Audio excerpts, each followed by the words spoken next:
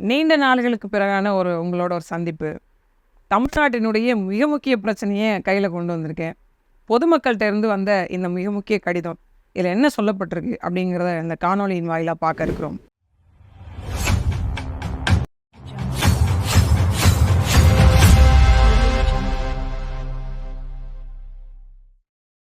உலகமெல்லாம் பரவி வாழக்கூடிய அனைத்து தமிழ் நெஞ்சங்களுக்கும் அன்பு வணக்கம். ரொம்ப நாள் ஆச்சு உங்களை எல்லாம் பார்த்து. மீண்டும் உங்களை சந்திக்கிறதுல பெரும் மகிழ்ச்சி அடைகிறேன். எனக்கு ஒரு கடிதம் வந்தது நேற்றைய தினம். அதில் ஃப்ரம் அட்ரஸ் போட்டிருக்காரு, அனுப்புதலில் பப்ளிக் தமிழ்நாடுன்னு. பொதுமக்கள்லேருந்து ஒருத்தவங்க இந்த கடிதத்தை எனக்கு அனுப்பியிருக்கிறாங்க. ஆனால் டூ அட்ரஸ் வேற ஒருத்தவங்களுக்கு போட்டிருக்கிறாங்க, எனக்கு போடலை. வெளியில் கவரில் மட்டும் என்னுடைய முகவரி போட்டு என்னோடய வீட்டுக்கு வந்திருக்கு. இந்த டூ அட்ரஸ் யாருக்கு போட்டிருக்காங்கன்னா, மரியாதைக்குரிய தொல் திருமாவளவன் எம்பி அவர்கள், விசிகே பிரசிடெண்ட், அவருடைய முகவரி அதெல்லாம் போட்டிருக்காங்க. அவங்களுக்கு அனுப்பியிருக்காங்க. எனக்கு ஒரே குழப்பமாக இருந்தது. அண்ணன் திருமாவளவர்களுக்கு அனுப்ப வேண்டிய ஒரு கடிதத்தை எனக்கு ஏன் இவர் அனுப்பியிருக்கணும் அப்படின்னு சொல்லிட்டு ஒரு காப்பி அவருக்கும் போட்டிருப்பாருன்னு நான் நினைக்கிறேன். ஏன்னா அவர் தான் இப்போது தற்போதைக்கு மது ஒழிப்பிற்கான மகளிர் மாநாடு நடத்துகிறார். அதனால் இந்த செய்தியெல்லாம் அவருக்கு சொல்லணும்னு பொதுமக்களில் ஒருத்தராக இவர் நினச்சிருப்பார் போல இருக்கு. அதே குறிப்பாக நமக்கும் அனுப்பியிருக்கிறாங்க, நாம் இது குறித்து பேசணும்னு நினைக்கிறாங்க அப்படின்றத வச்சு தான் இன்றைக்கி இந்த செய்திகளை சொல்ல இருக்கிறோம். அதில் பெரிய அதிர்ச்சி தகவல் ஒன்று வெளியாகிருக்கு. நான் ஏற்கனவே இந்த டாஸ்மார்க் நிறுவனத்தில் என்னென்ன மாதிரியான பிரச்சனைகள்லாம் நடக்குது, என்ன மாதிரி ஊழல்கள் நடந்திருக்கு அப்படின்னு ஆதாரப்பூர்வமாக மேடைகள்லே பேசியிருந்தேன். சில காணொலி பதிவுகளாகவும் வெளியிட்டிருந்தேன். எப்போனா செந்தில் பாலாஜி அவர்களுடைய கைதுக்கு பிறகு. அதை தொடர்ந்து டாஸ்மார்க் நிறுவனத்தில் என்ன மாதிரியான சிக்கல்கள்லாம் இருக்குது, தமிழக அரசு தமிழ்நாட்டு மக்களை இந்த டாஸ்மார்க் நிறுவனத்தை வச்சு எப்படிலாம் ஏமாற்றிட்டு இருக்கிறதுன்றத விரிவாக அவர் பல தகவல்கள் அடங்கிய தொகுப்பாக தான் எனக்கு அனுப்பியிருக்கிறார். அவர் குறிப்பாக என்ன சொல்லியிருக்கிறாங்க அப்படின்னா, திமுக ஆட்சி ஏற்றதுக்கான மிக முக்கிய காரணங்களில் ஒன்று, நாங்கள் வந்தால் ஒவ்வொரு ஆண்டும் மது கடைகள் மூடப்படும் அப்படின்னு ஒரு குறிப்பிட்டு வருடத்திற்கு குறைஞ்சது ஒரு 500 கடைகள் நாங்கள் மூடுவோம் அப்படின்னு சொன்னாங்க. கடந்த 3 ஆண்டுகள் ஆச்சு அவங்க ஆட்சி அதிகாரத்துக்கு வந்து. ஆண்டொன்றுக்கு 500 கடைகள் மூடப்படும் அப்படின்னு சொல்லியிருந்தாங்க. ஏற்கனவே தமிழ்நாட்டில் 5329 டாஸ்மார்க் கடைகள் ஏற்கனவே இருந்தது.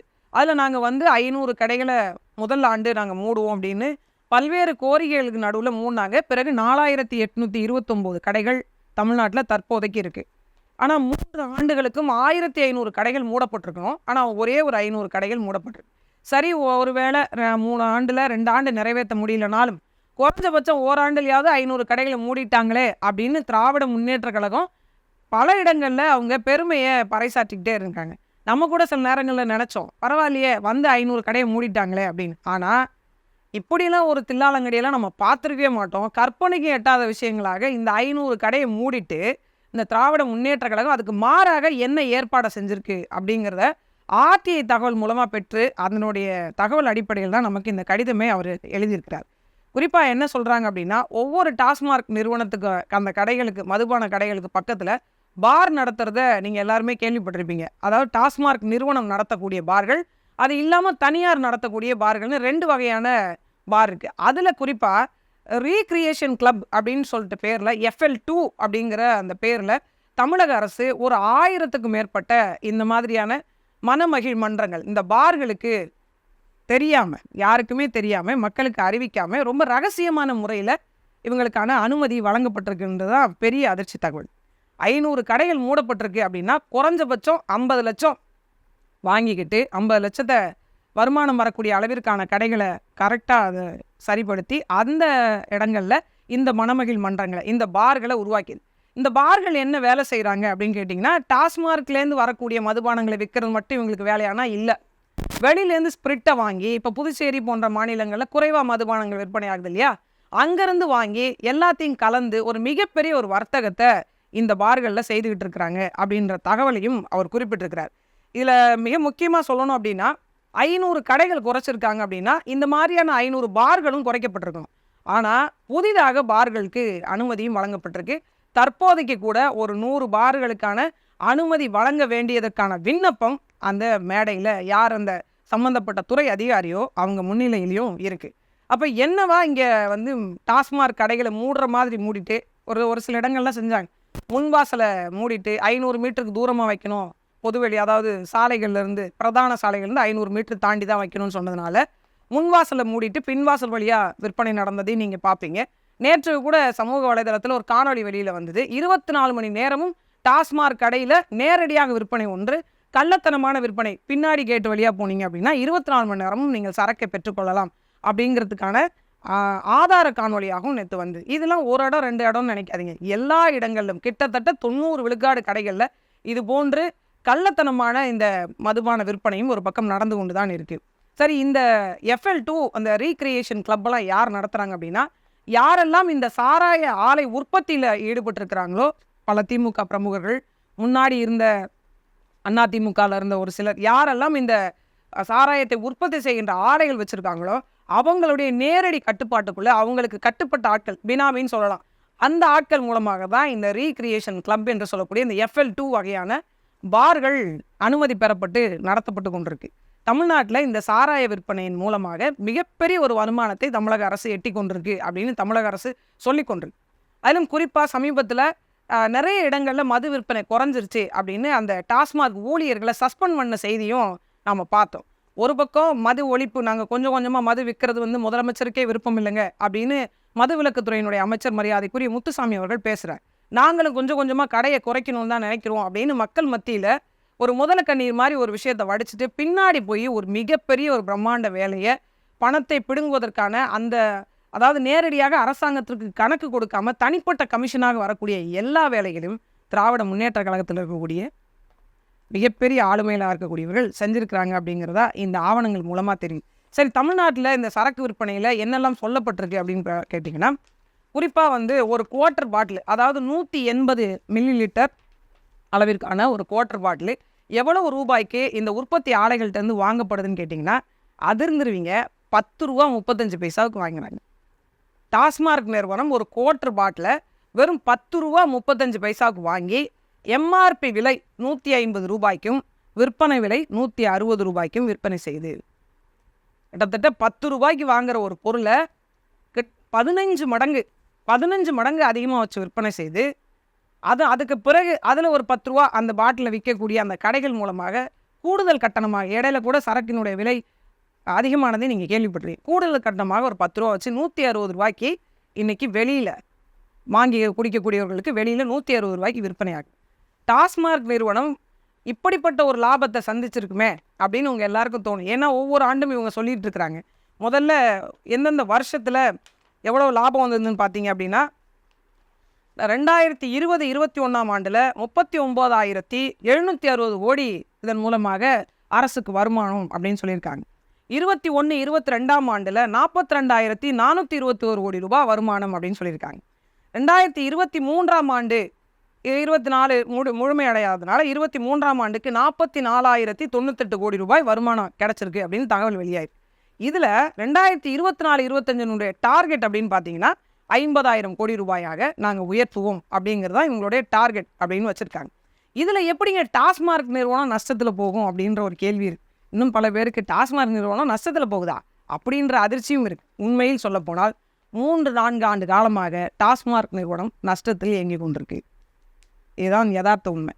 அரசுக்கு விற்பனை வரி மூலமாக, கலால் வரி மூலமாக மத்திய அரசுக்கும் மாநில அரசுக்கும் இவ்வளோ பெரிய தொகையை ஈட்டி தரக்கூடிய ஒரு டாஸ்மாக் நிறுவனம் எப்படி வந்து நஷ்டத்தில் இயங்கும் அப்படின்ற கேள்வி உங்களுக்கு வருது இல்லையா?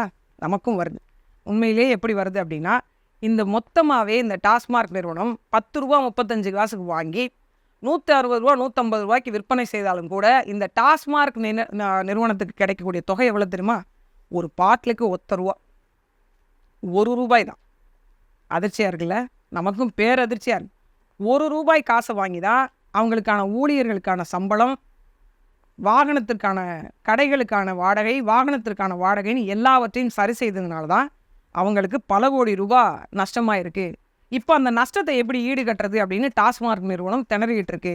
அரசு இப்போ தான் அதை கவனத்தில் எடுத்திருக்கு அப்படின்னு RTI மூலமாக ஒரு தகவலை பெற்றிருக்கிறாங்க. ஒரு மிகப்பெரிய ஒரு அதிர்ச்சி தகவலாகவும் இருக்குது. அப்போ டாஸ்மாக் நிறுவனத்திலேருந்து வரக்கூடிய மொத்த லாபமும் யார் கைக்கு போகுது? அரசாங்கம் மொத்தத்தையும் எடுத்துக்குது அப்படின்னா இந்த நிறுவனத்தை எப்படி நடத்துவது? அப்போ இந்த பாட்டில் வாங்குவதிலிருந்து இந்த பாட்டில் யாருனுடைய கொட்டேஷன் அடிப்படையில் இந்த பாட்டில் எந்த நிறுவனத்திடமிருந்து வாங்கப்படுகிறது, இது எல்லாவற்றையும் மறைமுகமாகவே வச்சிருக்கு தமிழகத்தை ஆண்டு கொண்டிருக்கக்கூடிய திராவிட முன்னேற்ற கழகத்தின் தலைமையிலான அரசு. வெளிப்படையான ஒரு நிர்வாகம் டாஸ்மார்க்கில் இல்லை, மதுபான விற்பனையில் இல்லை அப்படிங்கிறது தான் யதார்த்த சூழ்நிலையாக இருக்குது. யாரை கேட்டாலும் என்ன சொல்கிறாங்க, டாஸ்மார்க்கை மூடுங்கன்னு பெண்கள் போராடும் போதும் சரி, பல அமைப்புகள் போராடும் போதும் சரி, நாம் தமிழர் கட்சியிலேயே மகளிர் பாசறையெல்லாம் 1-2 ஒவ்வொரு மாவட்ட ஆட்சியர் அலுவலகத்திலையும் போய் நம்ம வந்து மனு கொடுத்தோம், கோரிக்கை மனு கொடுத்தோம். இந்த மாதிரி டாஸ்மார்க் நிறுவனங்களால் பல பெண்களுடைய வாழ்க்கை பாதிப்படையுது.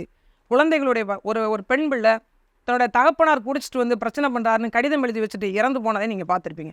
பல்வேறு பாலியல் சித்திரவதைகள், பாலியல் கொடுமைகள், கொலைகள், திருட்டு எல்லாவற்றிற்கும் காரணமாக இந்த மது இருக்குது. இதை எப்படி நீங்கள் ஒழிக்க போகிறீங்க அப்படின்னு பல்வேறு தரப்பினரும் அழுத்தம் கொடுத்து கொண்டே இருக்கிறாங்க. அப்போ திமுக அரசிடம் இருந்தும் சரி, மற்ற சாமானிய மக்கள்கிட்டே பல பேர்ட்டு நம்ம சொல்கிறத கேட்டிருப்போம். சாராய கடையில் மூடிட்டா எப்படிங்க நாடு நடத்துறது, இதுவே பெரிய வெக்கைக்கேடு, சாராயம் விற்று தான் நாட்டை நடத்தணும் அப்படின்னு. இங்கே உற்பத்தி இல்லை, வளம் இல்லை, நிலம் இல்லை, மனித ஆற்றல் இல்லை, உழைப்பு இல்லை, எது ஒன்றும் இல்லை, சாராயம் மட்டும்தான் நீங்கள் பிரதானம். அதுவும் நீங்கள் பார்த்துருப்பீங்க, தீபாவளி பொங்கல் வந்துட்டோம் அப்படின்னா இன்னும் கூடுதலான விற்பனை, அதுக்கு தனியாக டார்கெட் ஃபிக்ஸ் பண்ணி, அதுக்கு தனியாக அலுவலர்களை போட்டு, அதுக்கு தனியாக அதிகாரிகளை போட்டு செயல்படுத்தக்கூடிய ஒரு அரசு. இதெல்லாம் கேட்டால் அவங்க ஒரே காரணம் தான் சொல்லுவாங்க, நாடு நடத்துவதற்கு பணம் வேணும், பணம் வேணும் என்றால் சாராயம் விற்று தான் நடக்கணும் அப்படின்னு சொல்லி கொண்டது. இப்போ அந்த சாராயத்தை விற்கக்கூடிய நிறுவனமே நஷ்டத்தில் தான் இயங்கிக்கிட்டு இருக்குன்னு அறிக்கை வந்ததை பார்த்தா நமக்கு மிகப்பெரிய ஒரு அதிர்ச்சியாக தான் இருக்கு. இப்போதும் திராவிட முன்னேற்ற கழகம் என்ன சமாதானத்தை மக்களுக்கு சொல்ல இருக்கிறது? அப்போ இதன் மூலமாக வரக்கூடிய வருமானத்திற்கான வெளிப்படையான கணக்கு அரசிடம் இருக்கிறதா என்ற கேள்வியும் இதன் மூலமாக முன்வைக்கணும். நம்மளும் நினச்சோம், பல அழுத்தங்களுக்கு பிறகும் தமிழக அரசு ஏன் இதனை வந்து கண்டுகொள்ளாமல் இருக்குது, மக்களுடைய கோரிக்கையை கொஞ்சம் கூட செவிமடுக்கலையே. குறிப்பாக பெண்களுக்கு இந்த 1000 ரூபாயை கொடுத்து விட்டு அதை இந்த இந்த விடயங்களெல்லாம் மூடி மறைப்பதற்கான வேலையை செய்கிறாங்க. நிறைய இடங்களில் பெண்கள் சொல்கிறதே கேட்டிருக்கோம், இந்த 1000 ரூபா காசு எங்களுக்கு வேண்டாம், இந்த சாராய கடையை மட்டும் மூடுங்க, இந்த 1000 ரூபா பணம் எங்களுக்கு வேண்டாம், இந்த சாராய கடையை மட்டும் மூடுங்கன்னு பல இடங்களில் பல்வேறு தரப்பினரும் பேசக்கூடிய சொல்லாடல்களையும் தமிழக அரசினுடைய முதலமைச்சர் கேட்டிருப்பாரா என்னன்றதும் தெரியல. நம்ம இப்படி தான் சில அழுத்தங்களை கொடுத்து கொண்டிருக்கோம். ஆனால் நாம் ஏதோ அதை விமர்சனம் பண்ணுறோம் அப்படிங்கிற மாதிரியான பார்வையும் அவங்களுக்கு இருக்குது. அதுக்கு ஒரு வீடியோ போடுவாங்க, என்ன புரிஞ்சுக்கிறாங்க, என்ன பண்ணுறாங்க அப்படின்னு தெரியாமல் தான் இருக்கு. இதை விட இந்த ஒவ்வொரு ஆண்டும் 2020, 2021 அந்த டாஸ்மார்க் மூலமாக வரக்கூடிய அவங்க நஷ்டம், டாஸ்மார்க் அடைஞ்சிருக்கக்கூடிய நஷ்டம் இந்த ஆண்டில் மட்டும் 161 கோடி ரூபாய் நஷ்டத்தை அடைஞ்சிருக்கு. 21, 22ஆம் ஆண்டில் 69 கோடி ரூபாய் நஷ்டம். 2022, 23ஆம் ஆண்டில் நஷ்டத்தின் அளவு சுமார் 83 கோடி ரூபா. இவ்வளவு 15 மடங்கு அதிகமான விற்பனை நடந்த போதும் கூட ஒரு நிறுவனம் நஷ்டத்தில் இயங்குதுன்னா இந்த மொத்த பணமும் எங்கே போகுது?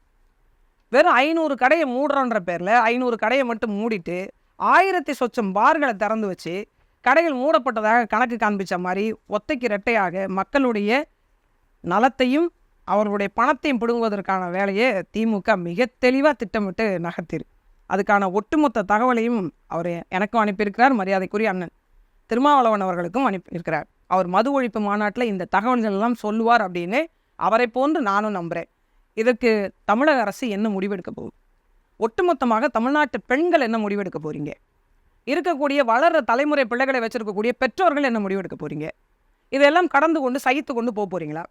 ஒரு அரசு யாருக்கானதாக இருக்கணும்? ஒட்டுமொத்தமாக கார்ப்பரேட் நிறுவனங்களுக்கு எல்லா துறையும் தாரை வார்த்தது போன்று இப்போ அவங்களுக்கான ஒரு வேலையாக தான் இன்னும் கூடுதலான இந்த பார்களுக்கான அனுமதி மூடுவது போன்று அப்படியே கண்ணை தொடச்சிட்டு இந்த பக்கம் வந்து வேறு வேலையை செய்கிற மாதிரி நம்ம அப்படியே ஒரு பக்கம் இந்த பக்கம் திசை திருப்பிட்டு இந்த பக்கம் ஒரு பெரிய வேலையை செஞ்சுருக்கிறாங்க. தமிழக அரசு ஒன்றை மட்டும் நினைவில் வைத்துக் கொள்ளுங்கள், இந்த அரசு மக்களுக்கானதா அல்லது கார்ப்பரேட் நிறுவனங்களுக்கானதா என்ற பதில் சொல்லுங்கள். ஒவ்வொரு இடத்துல மக்கள் போராடி கொண்டிருக்காங்க, பெண்கள் அவதிப்பட்டு கொண்டிருக்காங்க, உழைத்த பணத்தை வீட்டுக்கு கொண்டு போல முடியல, 40 வயசு 45 வயசு ஒரு மனுஷன் கடக்க முடியல, அவனுக்கு 1000 வகையான நோய்கள் இருக்குது, அவங்களுடைய உறுப்புகள் பாதிக்கப்படுதுன்னு எத்தனையோ பிரச்சனைகள் நடந்து கொண்டிருக்கும் போதும் கூட உங்களுக்கு பணம் தான் பிரதானம் என்றால் இந்த அரசை என்னவென்று சொல்லி முதலாளித்துவ நாட்டில் கூட இந்த மாதிரியான ஒரு மோசமான மக்களை வஞ்சிக்கக்கூடிய செயல்களில் இந்த அரசு ஈடுபடுறது இல்லை.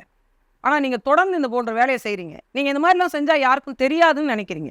என்றைக்காவது ஒரு நாள் உண்மை வெளிப்பட்டும். அது அதுக்கான ஆதாரம் தான் இது. தமிழக அரசு இதை உடனடியாக கவனத்தில் எடுத்து இந்த டாஸ்மார்க் மதுக்கடைகள் நிரந்தரமாக மூடப்படணும்.